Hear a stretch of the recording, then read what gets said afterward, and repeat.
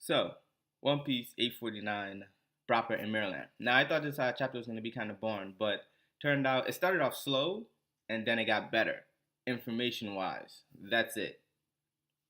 Now, it starts off with the whole family of German 66 sitting around the table except Reiju. And everyone's wondering where Reiju is, but no one knows. All they saw was that she left a minute ago. Now, we're going back to Judge basically telling his sons that Pudding is obviously going to live with them on German 66 because they kind of want to use her as leverage in case Big Mom uses some underhand tactic. But they respond by saying they wouldn't respond to Big Mom underhand tactic because they don't give a fuck about Sanji. They really don't. And I don't know why Sanji would even want to go back to shitheads like these. And the main thing about it is they love it. They love picking on him. Like they were even so happy that one of the brothers laid back and was like, I'm so happy Sanji's back. So they can fuck with him even more. That shit is crazy. And they have no regards for lives except themselves. That's it. Then we go into Brule. Now this is kind of confusing and kind of, how can I put it? The most the main word that comes to my mind is confusing. So we continue from Brule hanging a carrot over a pot of stew. She's basically the main ingredient that they're gonna put in, but it's not carrot. It's a frog that Brule turned into carrot. I don't know how that happened, and I don't know how Brule was so negligent about that, doing that whole setup. The real carrot was hiding inside the attic, and I love how Carrot and Chopper basically sized up the enemies, and they went in with a strategy, and they took them out in a blink of an eye. Um, Chopper Little basically saw 16 normal guards and sized up for the big guys, and that fucking crocodile is still there. In my couple videos ago, I said that he was playing Luffy those from the beginning, which he was. So Chopper and Carrot basically sized them up, and they're going for a strategy attack. And she swings from the attic and knocks over the pot of stew on Brule. And then she uses the liquid from the stew and she uses her mink electrical thing and basically shocks the whole shit out of him. And Chopper goes into Monster Point and slams the alligator. I don't know if that was a waste of Monster Point, if you want to say, because all he did was take out the alligator. But yeah. Now we're going back to the whole frog turned into carrot. Don't know how that happened. Don't know how Brule was so. I don't even know how she let that happen. Mainly, don't know how she let that happen. Don't know. I love how smart and tactical they did it about taking out the whole crew. But now they're left in the mirror world to roam about and basically find answers and go to whichever mirror that they want to. But Brule is knocked out cold. Why isn't Chopper or Gyarados pushed out of the mirror world due to her devil fruit? We all know once you get knocked out, all of the effects return to normal. You probably would get kicked out the mirror world, I'm guessing. Don't know. Now, one of the subordinates was left alive, and he seems like a train. He was saying chugga chugga as he was running away. And as he was running, he was saying that he was going to report all of this to Mama, and that once he's on the go, no one can catch him. And Carrot immediately catches him and covers his eye. I thought it was funny. Let me tell you why I thought it was funny. Because don't know if you guys remember, but on Zoe, when Kanjuro and Luffy was climbing up the elephant, the monkey fell down and was holding Kanjuro's head. I mean Kiyomon's eyes, and was basically saying, "Guess who?" The monkey that says "ti ti ti ti." I thought that was funny because I guess it's a mink trait, but it's stupid. But anyway, she caught him and stopped him from reporting to Big Mom. And we go into Sanji. Sanji's in his room, and he basically asks some servant guy to bring him a list of ingredients to cook for pudding. And this guy basically goes down the list and tells Sanji, listen, Luffy Do's been caught, Nami, and then Brook and Pedro are in the treasure room. And Sanji basically tells this guy, stop. He doesn't want to hear it.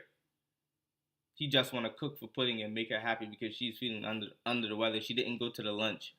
And I don't know if you guys remember. I just did a video on if we should forgive Sanji.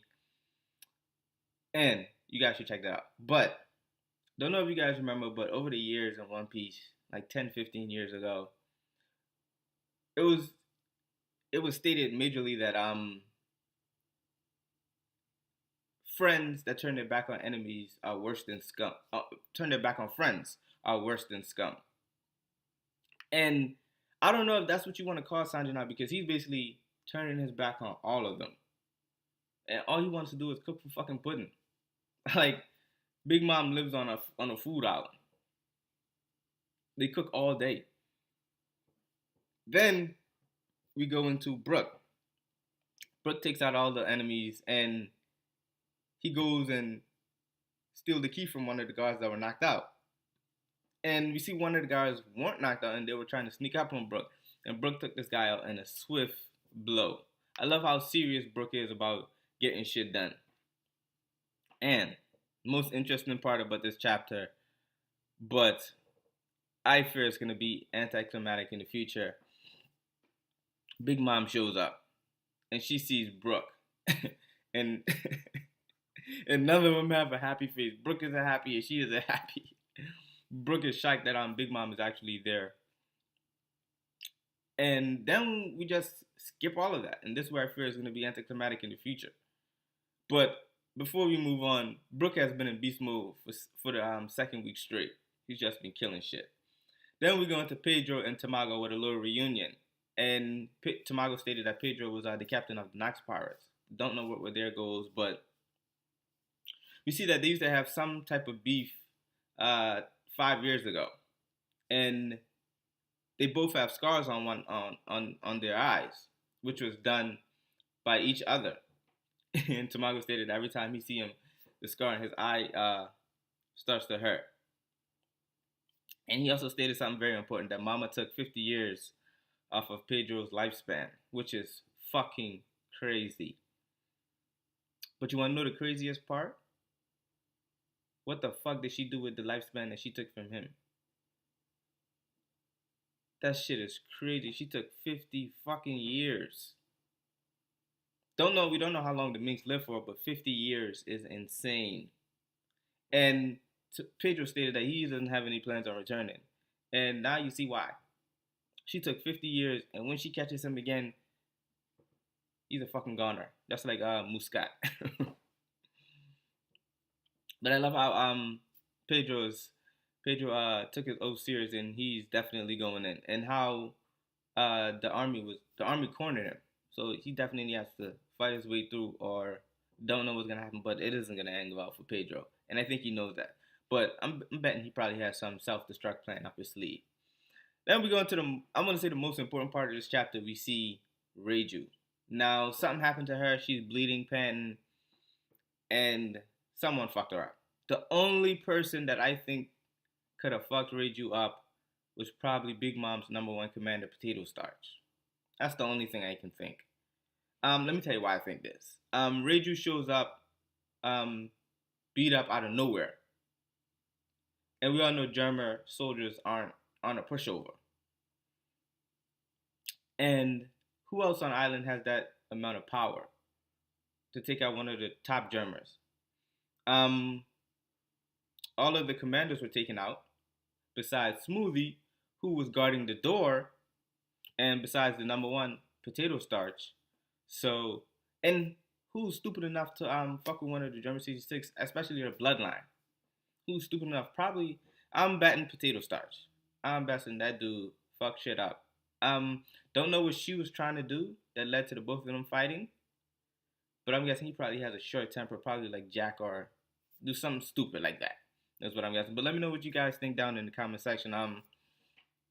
Definitely interesting chapter information wise. Started off slow, but ended good. And definitely no break next week. So I was like, but I think next week we're gonna get a break. That's crazy. Like the break is coming. We all know it's there. It's coming. But other than that, I don't think I missed anything. Thanks for watching. Like the video if you did. Dislike it if you didn't. Let me know what you thought about this week's chapter, and let me know who you think messed up Reiju.